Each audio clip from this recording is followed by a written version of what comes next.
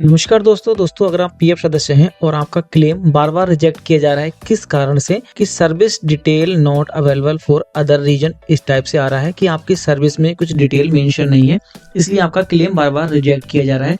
मगर आप देखेंगे कि आपकी जो डिटेल्स हैं वो सभी में मेंशन है। जैसे कि आपको दिखा देते हैं, आप जाएंगे अपनी व्यू हिस्ट्री में और जाएंगे सर्विस हिस्ट्री में, और सर्विस हिस्ट्री में आपको चेक करना होगा कि आपकी डिटेल का मतलब होता है ज्वाइनिंग और एग्जिट डेट दोनों मेंशन होनी चाहिए।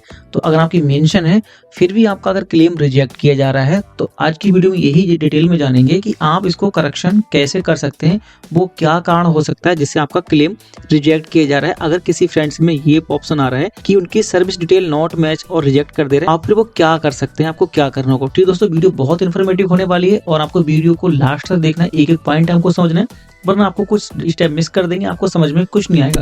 दोस्तों, आप चैनल पर पहली बार आए तो सब्सक्राइब कर लीजिए, फेसबुक पेज पर देख रहे हैं तो फॉलो कर लीजिए। आपकी कोई भी समस्या होगी तो कमेंट में पूछ लेना, और हमसे बात करना चाहते तो इंस्टाग्राम आईडी का लिंक हमने डिस्क्रिप्शन में दे रखा है।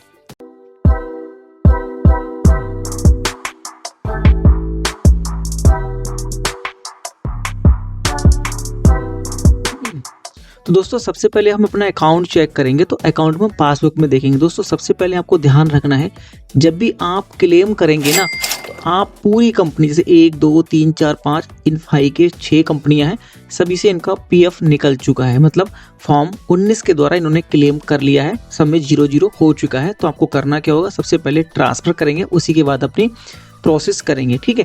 अगर दोस्तों आप ये जानना चाहते हैं कि आप पीएफ निकालने की पूरी प्रक्रिया जिसमें आपको एक भी पैसा ना फंसे, एक एक स्टेप बहुत क्लियर समझ में आया, वीडियो का लिंक डिस्क्रिप्शन में दे रखा है, जाके चेक कर लेना कि पीएफ को हम कैसे निकालें जिससे आपका मेहनत का पैसा, एक एक पैसा आपके खाते में आ जाए। ठीक दोस्तों, अब करते हैं अपना प्रॉब्लम के बारे में बात की। आप यहाँ देखेंगे, अपनी पासबुक में जाएंगे, क्लेम स्टेटस में जाएंगे और यहाँ जाएंगे, अपने 2 ऑप्शन देखते हैं, क्लेम पेंडिंग, सेटल्ड या रिजेक्ट। तो रिजेक्ट में आप जाएंगे ना तो यहाँ पे आपको यही दिखेगा कि service detail not available for other reason, जबकि आप यहाँ देखेंगे कि आपकी सर्विस तो मेंशन है। तो आपको करना क्या होगा, सबसे पहले आप अपनी प्रोफाइल को लॉगिन करेंगे। जैसे बताया ना, व्यू ऑप्शन पे जाएंगे, सर्विस हिस्ट्री में जाएंगे और जब आप यहाँ जाएंगे तो आप देखेंगे कि आपकी सभी कंपनी में ज्वाइनिंग, जैसे कि देखो ज्वाइनिंग सभी में पड़ी हुई है और एग्जिट डेट सभी में पड़ी होनी चाहिए। ठीक है। तो ये चीज़ जरूरी मेंशन है कि आपकी यहाँ ज्वाइनिंग होनी चाहिए, यहाँ एग्जिट होनी चाहिए। एक चीज़ और थोड़ी सी देखेंगे, यहाँ ईपीएफ मतलब पीएफ में जमा हो रहा है और यहाँ जमा हो रहा है, एग्जिट डेट हो रही है पीएफ में हो रही है। ठीक। अब डेट ऑफ ज्वाइनिंग ईपीएस में होनी चाहिए और डेट ऑफ एग्जिट ईपीएस में होना चाहिए, मतलब दोनों चीज बन गई। आपका पीएफ में ज्वाइनिंग हो, पेंशन में ज्वाइनिंग हो, पीएफ में रिजाइन हो और पेंशन में भी रिजाइन हो। आपकी अगर दूसरा कॉलम भी है तो इस पर क्लिक करेंगे तो आप देख सकते हैं इसमें सभी में डेट ऑफ ज्वाइनिंग और एग्जिट पड़ी हुई है। अगर किसी फ्रेंड्स की किसी भी कंपनी में डेट ऑफ ज्वाइनिंग या डेट ऑफ एग्जिट मेंशन नहीं होगी तो आपका क्लेम रिजेक्ट किया जाता है। किस कारण से रिजेक्ट किया जाता है कि service detail not available. Mostly friends का क्या होता है कि डेट ऑफ ज्वाइनिंग मेंशन नहीं होती, तो इसी कॉलम में आप देख लेंगे कि आपको डेट ऑफ ज्वाइनिंग चेक करनी है। ठीक। अब रही करेक्शन की बात कि आप करेक्शन कैसे करेंगे।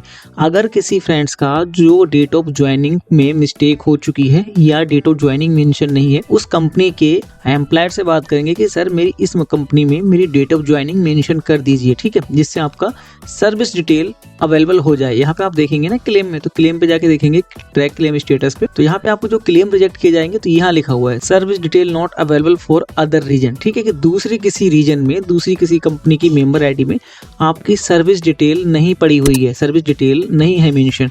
ठीक है। तो आपको करना क्या होगा, ज्यादातर डेट ऑफ ज्वाइनिंग ही मिसमैच होती है, डेट ऑफ ज्वाइनिंग नहीं होती है, तो उसी की वजह से आपका क्लेम रिजेक्ट करते हैं। तो आपने ये चीज देख ली कि आपकी सभी में date of joining, date of exit होनी चाहिए।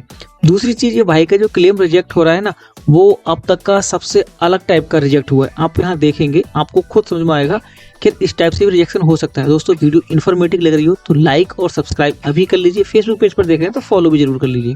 यहाँ आप देखेंगे service detail not available for other reason, ये तो आपको पता ही है। ठीक है।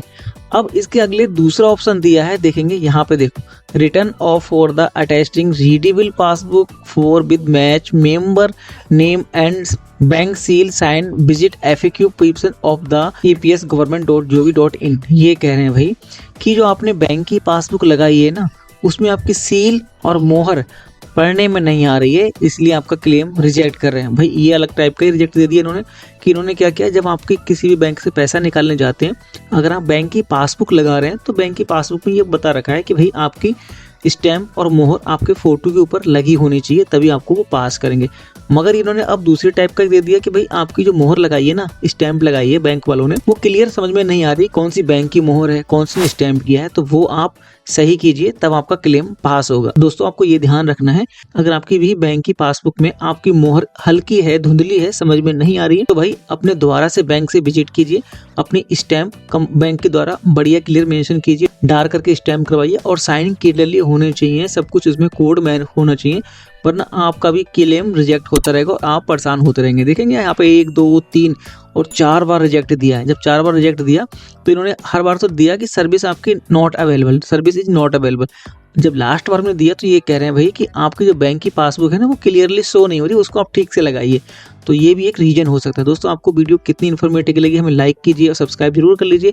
यहाँ तक आपको समझ में ना आया हो तो हमें कमेंट में पूछ लेना, और इस प्रकार की इन्फॉर्मेटिव वीडियो पाने के लिए हमें सब्सक्राइब जरूर कर लीजिए। और हम मिलते हैं आपको इस प्रकार की इन्फॉर्मेटिव वीडियो के साथ, तब तक के लिए take care and bye bye.